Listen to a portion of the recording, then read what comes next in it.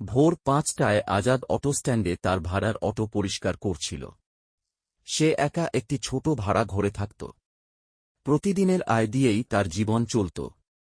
তার একটাই স্বপ্ন, একদিন নিজের একটি অটো হবে।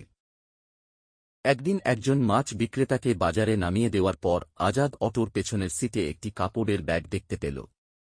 ব্যাগের ভেতরে ছিল টাকা, হিসাবের খাতা এবং গুরুত্বপূর্ণ কাগজপত্র। আজাদ ব্যাগটি নিজের কাছে না রেখে বাজারে ফিরে গেল। অনেক খোঁজার পর সে মাছ বিক্রেতাকে খুঁজে পেল এবং ব্যাগটি তার হাতে তুলে দিল। মাছ বিক্রেতা খুব খুশি হয়ে তাকে ধন্যবাদ জানাল। ব্যাগ ফিরিয়ে দেওয়ার ঘটনাটি বাজারের সবাই দেখল। পরের দিন থেকেই ব্যবসায়ীরা আজাদের অটোতে যাতায়াত করতে শুরু করলেন। তার সততার গল্প পুরো শহরে ছড়িয়ে পড়ল। একদিন প্রবল বৃষ্টির মধ্যে একজন অসুস্থ যাত্রীকে আজাদ দ্রুত হাসপাতালে পৌঁছে দিল। অতিরিক্ত ভাড়া না নিয়ে সে বলল, মানুষের পাশে দাঁড়ানোই আমার সবচেয়ে বড় দায়িত্ব। আজাদের আয় ধীরে ধীরে বাড়তে লাগল।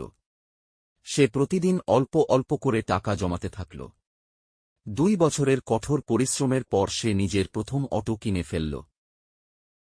নিজের অটো নিয়ে আজাদ আরও মনোযোগ দিয়ে কাজ করতে লাগল।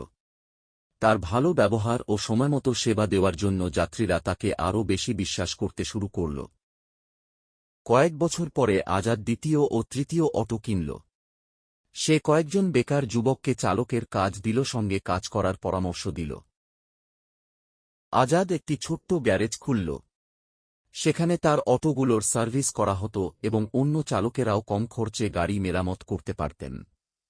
তার অটোর সংখ্যা ধীরে ধীরে 10টিতে পৌঁছে গেল। পৌরসভার অনুষ্ঠানে আজাদ সেরা সৎ উদ্যোক্তা সম্মাননা পেলেন। মঞ্চে দাঁড়িয়ে সে বলল, পরিশ্রম, সততা, ধৈর্য আর মানুষের বিশ্বাস, এই 4টি জিনিসই আমাকে সফল করেছে। তার গল্প শহরের অসংখ্য মানুষের অনুপ্রেরণা হয়ে রইল।